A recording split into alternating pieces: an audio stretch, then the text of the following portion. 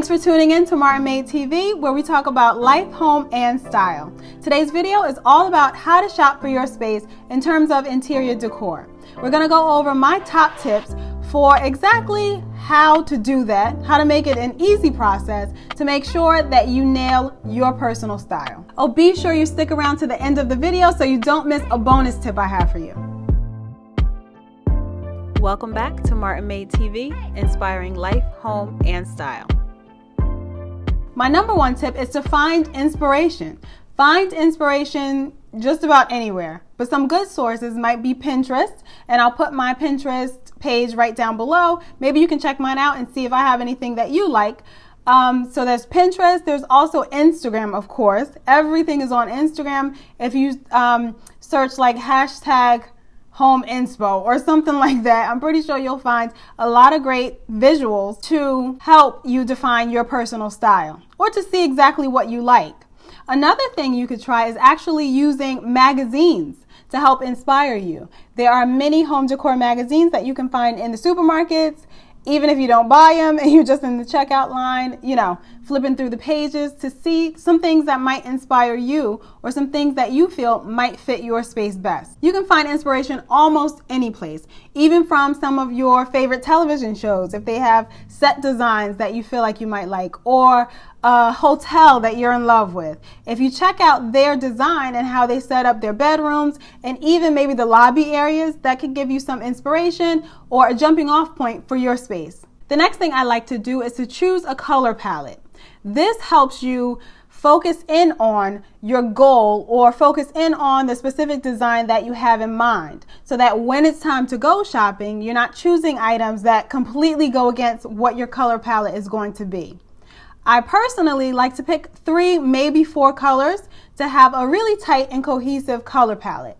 So we make sure all the things that we pick for our space, and that comes down to furniture, draperies, rugs, anything, all fits in that specified color palette. I talked about color palette a little bit in my shelf styling video, which I'll link up above and down below. And also I had a paint colors video talking about how to choose the best paint colors for your home. And a lot of these tips kind of overlap because the steps you use to go about planning out your space are relatively similar, and they all go hand in hand. The next thing I like to do is take photos of my space. I always love to have photos in my phone so that I know exactly what area, or that can sometimes give you a better gauge or a better sense of the space or how much can fit in a specified space or corner of your home, for instance. So you'll not only use the photos that you took of your space to assess spatial relationships between the items in your home or in the room,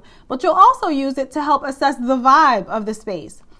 So maybe if you have some things already in place and then you see something that you love, something that you've fallen in love with out in a store or online, it's easy to reflect back on your pictures to see if that really fits in with your vibe. Sometimes you might find that maybe the color that this sofa is offered in or this chair is offered in does not vibe with your space. Maybe the lines work well, but maybe the color itself is too saturated or too bright. Maybe the color is just too drab and it really won't work for your space.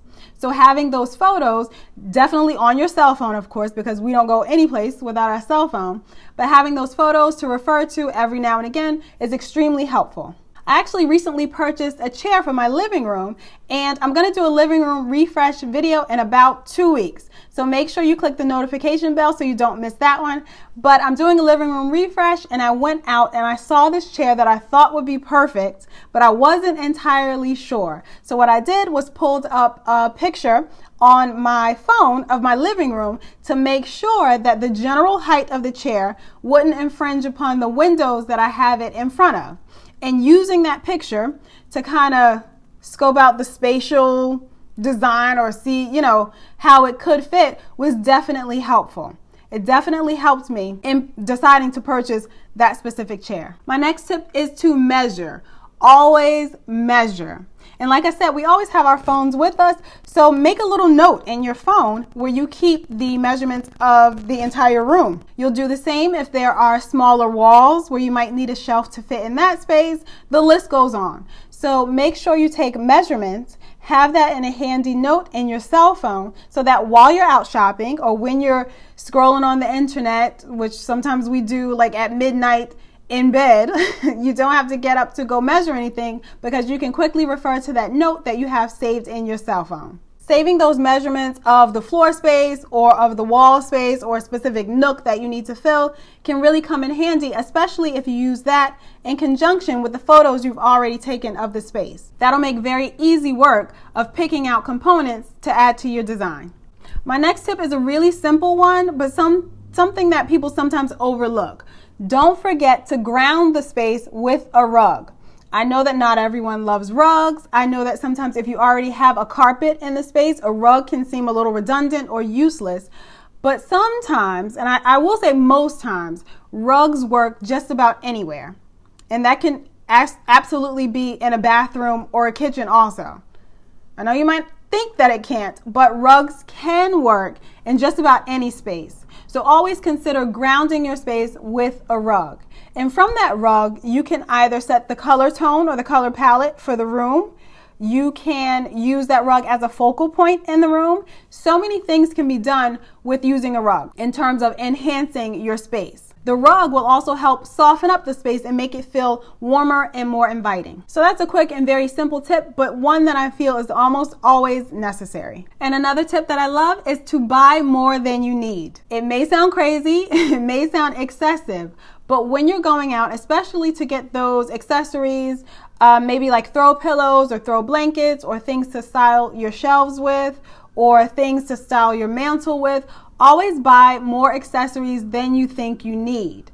The reason being, when you get back into home and it's time to really put the finishing touches on your space, you have a greater selection of items to choose from. This is something I also talked about in my shelf styling video. To buy more than you think you need, make sure it all fits within your color palette, within your chosen color palette, so that it blends in and it goes well with your space. And it's definitely helpful to visit stores that have an array of items. So stores like Home Goods, stores like HomeSense. I actually recently visited one that opened near me and I loved it. They have absolutely everything you can think of that you need to design or to fill one space. Of course, maybe it's not always wise to choose everything from one particular store, but when we're talking about accessories especially, those are great places because you can take a cart, fill up the cart with things that all fit into your color palette, sift through everything you've chosen to decide which ones you'll bring home with you. This includes wall art or prints,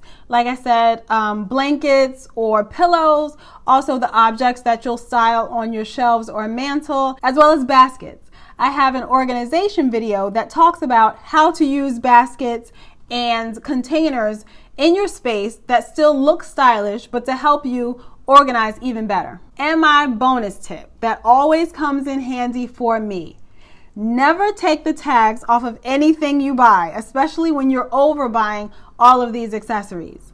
You never know when you might need to take it back. Many of the stores do offer a generous 30-day return policy, which is typically enough time for you to decide if something's going to work in your space. And even if you go over that 30 days, you can still get store credit. And if you're anywhere like me or any person like me, I could always use store credit at any of these stores because I'm always there buying items for my home and my clients' homes. So don't take the tags off anything until you are 100% certain that it's staying in your space. And I do have a little bit of a confession. I actually don't take the tags off of the items that I buy, and I typically forget, and it's like 2 years later and I'm like, oh shoot, I need to take this tag off. It probably definitely 100% annoys my husband, but sometimes I forget. But I like to leave the tags on just to make sure I can take it back just in case I need to. And that rounds out my 6 top tips for how to shop for your space. That was 6 tips plus 1 bonus. Find inspiration images, choose a color palette and stick to it. Take photos of your space. Also take measurements that you'll keep in a note on your cell phone. Always ground the space with a rug. Buy more accessories than you need. And the bonus, which is don't take those tags off until you're 100% sure those items are staying in your home. I really do hope these tips are helpful in shopping for your own space. Please leave a comment down below if you have any questions, and anything I mentioned in today's video will be located down in the description box below. Don't forget to subscribe, and I'll see you in the next video.